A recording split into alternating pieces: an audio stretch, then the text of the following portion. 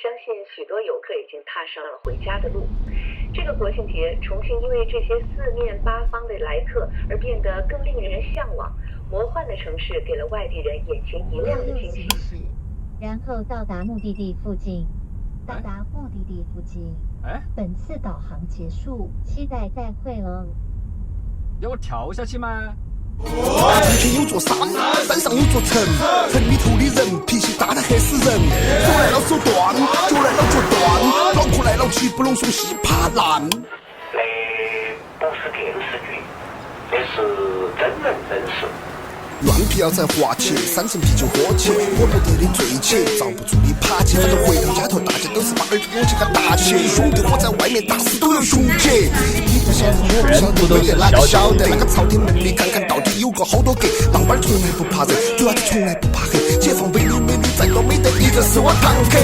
是我们老百姓自己演自己的故事。我叫阿伦，我是个漂泊在上海的重庆人。早些年生我在单位上搞设计，那些年生其实我也不晓得我在做些个啥子。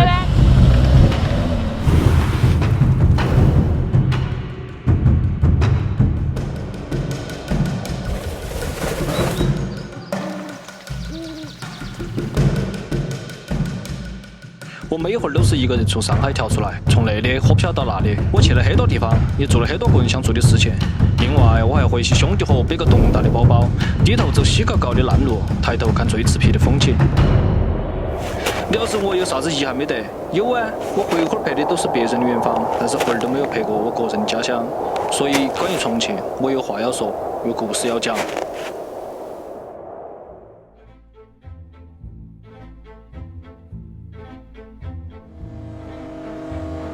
我出生在重庆长江边上的一个小县城，那个小县城有个很随便的名字，叫鱼洞。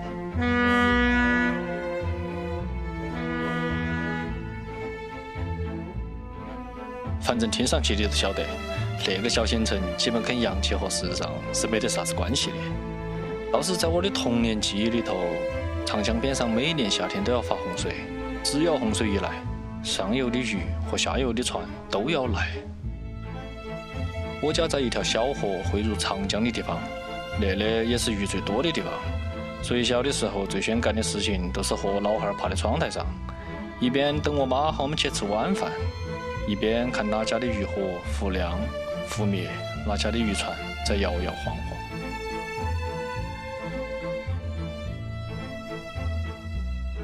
那块水利屋顶是直接连到街边的，所以那里都成了周围男的吃了晚饭出来吹垮垮的地方。那个时候他们吸的烟都是宝牌和翡翠，但是说的话都是国际形势和国家大事。后来关心国际形势的人留下了，而关注工地和建筑的人都搬走了，除了在这里干了30多年锁匠的秦师傅。我是83年吧，86年，83年吧，87年。秦师傅在我出生之前都在那里摆摊儿配钥匙修孩子。那个时候大家生活还节约得很，他生意也好得很。但那哈儿时代变了，等我隔了20年回来再问他的时候，将就个那个车要说好啊，是喜欢这些，还在搞去耍呀。这些手艺还有人没得吧？没人来接才是。没人接了。其实我小时候每天上学放学都要经过那个小摊摊儿。但那个时候，我从来没有去在意过秦师傅，也没有在意过那些老行当。我那个时候在意的都是上学路上街边卖的变形金刚。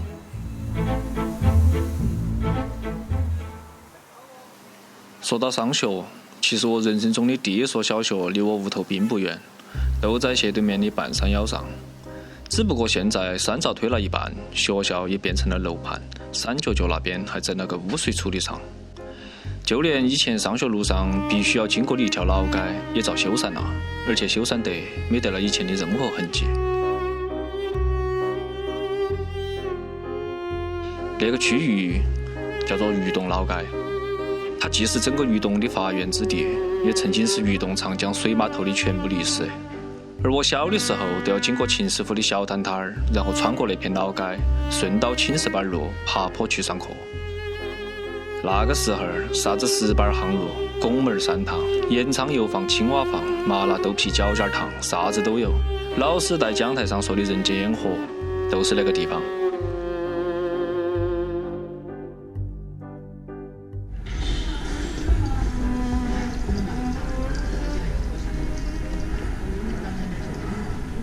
是做生意的吗？这儿没有生意的嘛？感觉有生意没得嘛？生意好不好卖的？生意要星期六、星期二都是。星期六、星期二哈，那些铺面全部都已经入驻了吗？商家？还是没有哈？你们是好久搬进来的嘛？1年来。刚好1年哦。你们是做啥子的？做骑士哦，就是这条街哦。哦，这条街全部是卖那种石头。哦。好，老板看到我在拍，所以他把那个灯也开了。好，谢谢。看一下你们生意。哦，这个就是你们的那个江边街的吗？哎，对头。这买的人多不多嘛？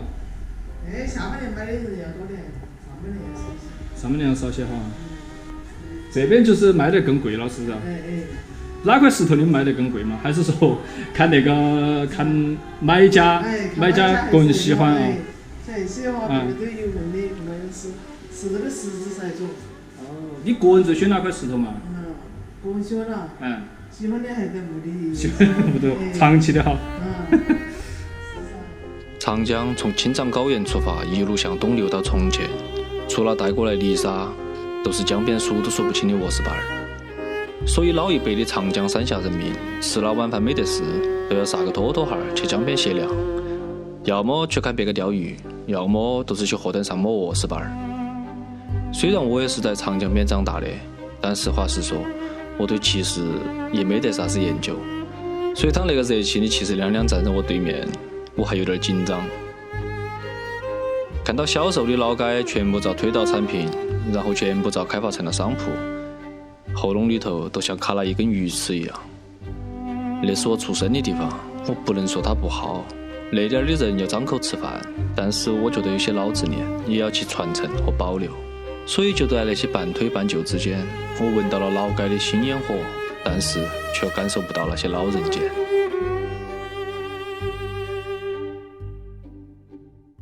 我只是说过来看一下这条老街，这条老街好像一直没火起来嘛。哎，对头，这条嘛。都是拐片东西嘛。哦，这边都没得了。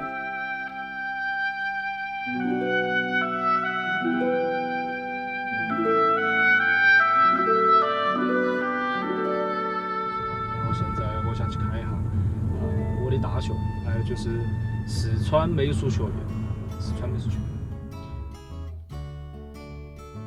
我的高中和大学在渝东长江的下游，而且那两个学校其实是在同一个小镇，那个江边小镇叫黄果皮儿。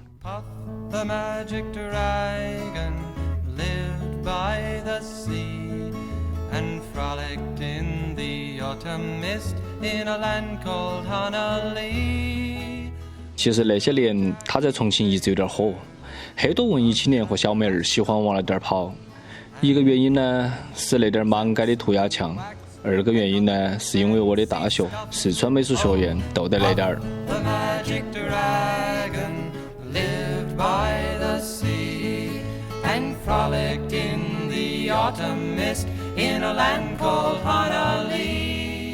那个黄果皮儿街上的涂鸦还是我大二那一年学校的老师组织学生和工人一起画的。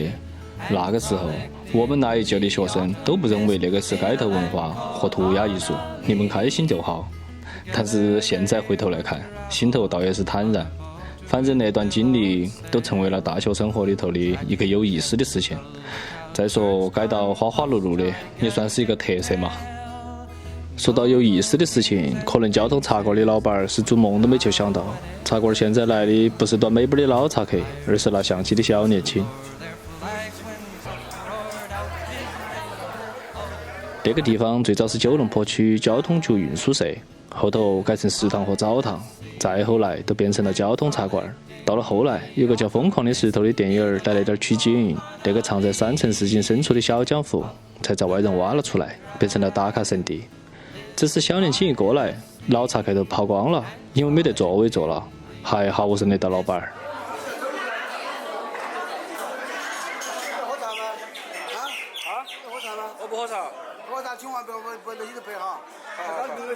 那个，但是老板好像早都不认得我了。我喜欢黄果皮儿，不管是那点2万面装的小面，老屋的牛肉面，吊脚楼的布拉吉米线，2000号的烧白盖饭，还是凌晨3点在校门口摆摊的婆婆包的炒丝儿。那点儿所有的人和味道，都让我在那个小地方活了最快乐自由的7年。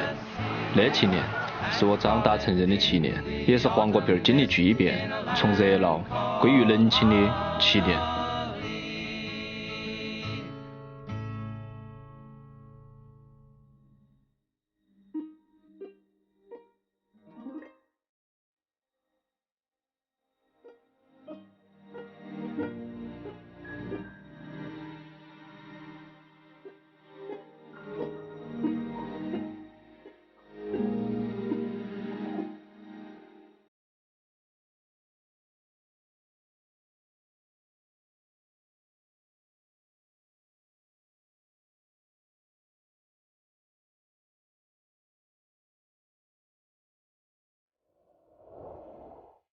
前方600米向右前方行驶，往海虹。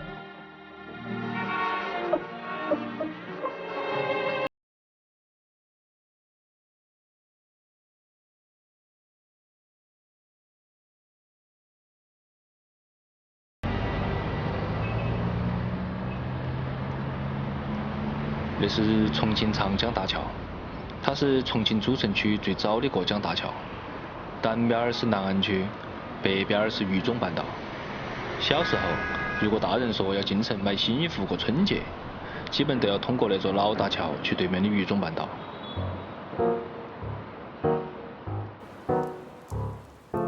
那个时候我还小，坐在公交车上，从我们那个小县城摇摇摆摆的去进城，还没走到桥头，我眼睛都要遭大人误导去。我妈说：“小娃儿不能看哈，那点儿的光条条哦。”我爸嘴上说的光条条，其实都是说的长江大桥两头是个没穿衣服的人物雕塑，而那是座雕塑就出自于当年川美老艺术家的手里头。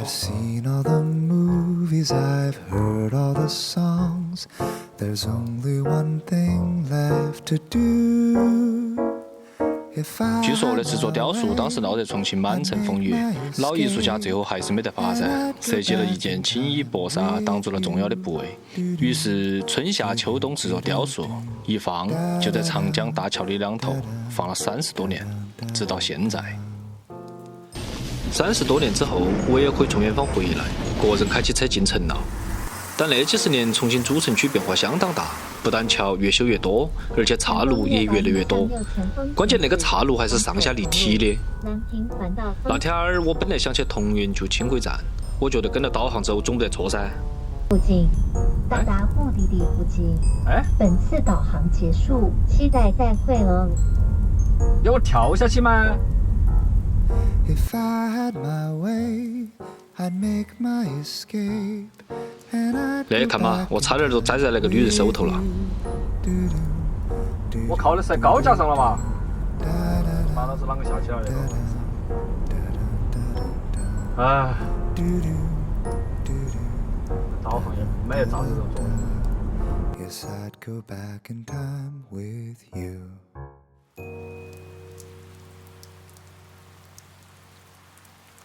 如果你想去体验一下山城的上下起伏，那最好的方式还是去坐一下重庆的城市过山车。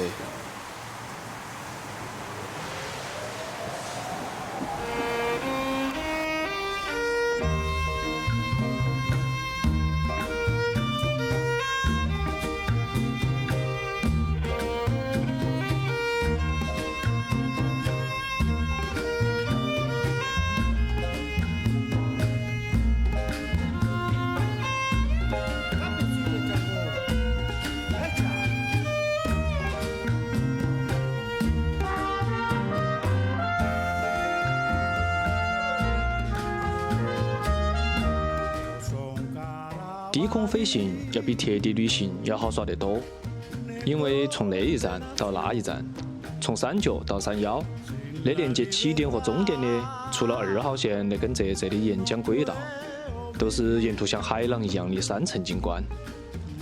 那种感觉我很难去形容。啷个说呀？坐地铁在地下跑的时候，我总是感觉要去搬砖儿，但是坐那种高架轨道线，在山城里头说过来说过去，再郁闷我给你说，都觉得是在逛游乐园。轨道2号线都很火，特别是穿楼而过的那一站。以前我没穿过李子坝的时候，也以为可以看到哪家的厨房里头在炒回锅肉，但真正到了那栋楼里面，发现其实也都是个普通的站台。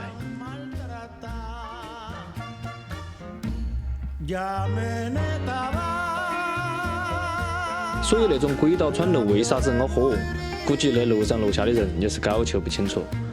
反正重庆人对啥子立体城市、魔幻交通、地铁穿墙，早都已经是习以为常了。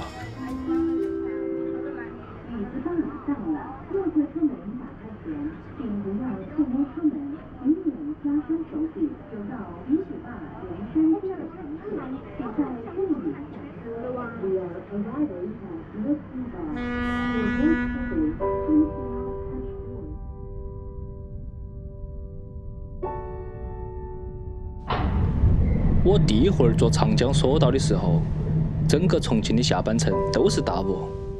我记得我趴在玻璃上，只听得到下面江水的声音，还听得到一群棒棒儿在敲河轮儿，那家屋头在吹娃儿的，还有几个人在哈麻将，还有那个美女穿个高跟鞋，叮叮咚咚的在爬坡上坎儿的声音。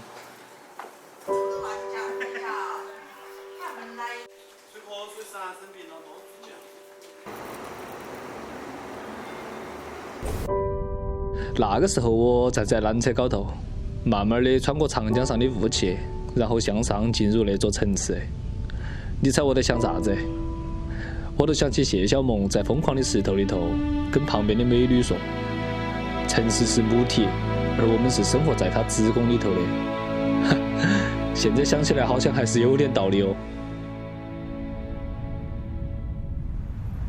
渝中半岛在长江和嘉陵江的交汇处，那两条江一架，所以那点儿经常都是雾气燥起的。可能从我现在那个角度来看，风景一般般，但是一到了晚上，嘿，整个山城都不一样了。长江不一样了，南区不一样了，嘉陵江不，那个对面洪崖洞啊，天天晚上都有人在卡拉 OK。不忙，我去个歌。都那个。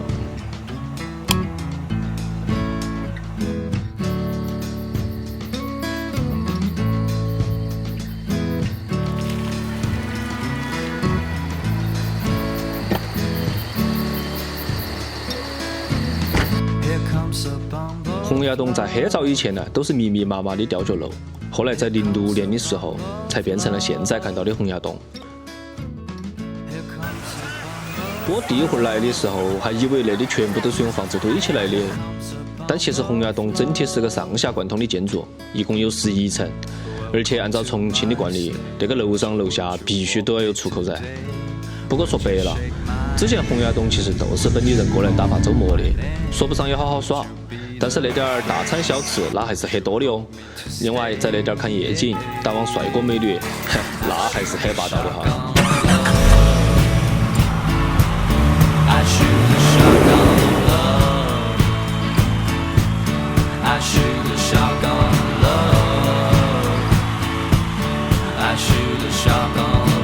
你多少钱串嘛，师傅？2味麻辣烫，对，重庆叫麻辣烫。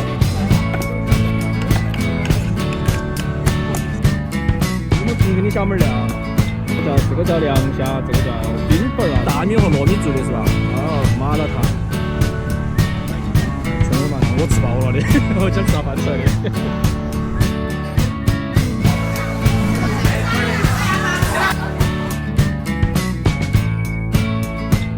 你们是专门开夜市的吗？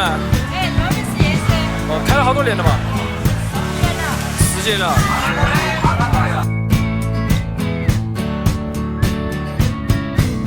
Here comes a bumble of love. Here comes a bumble of love. Here comes a bumble of love. Here comes a bumble of love. Welcome to my stage. You don't need a man.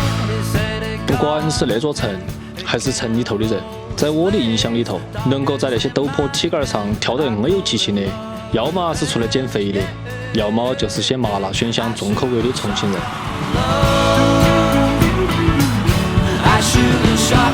那都是重庆，一切都是天性使然。但那又不是重庆，因为你看到的都是城市夜空里头最闪亮的东西，可能在那些闪光背后，才是真实的重庆。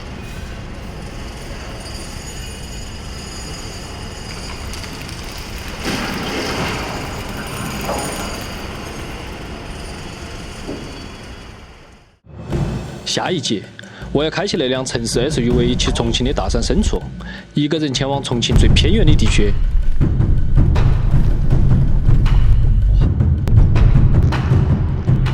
你们在这住了好久了嘛？几个年了。已经很久没有人走了，所以说这个路基相当稳定。也是吃人的。啊，吃人。他是啷个吃？他说的看到他呢，都把你的手拨到你笑的。那叫悬崖上的自驾穿越路线。天子、地子、你子、我子。你给我说，那不是重庆，那啥子是重庆？